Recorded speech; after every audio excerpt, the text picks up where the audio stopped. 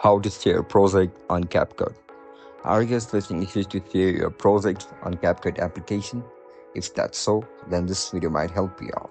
Without further ado, let's get started. First of all, open CapCut on your mobile device. Once you open the CapCut, now select the project that you want to share with your friend.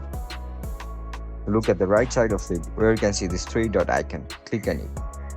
After you click on it, you will be provided with multiple options over here. Just simply tap on Share Projects.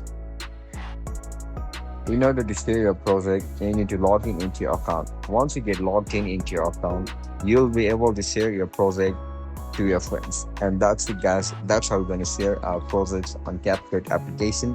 If you guys found this video helpful, don't forget to like, share, and subscribe to our channel. And if you guys have any issues regarding CapCut, make sure to comment down below. Bye bye.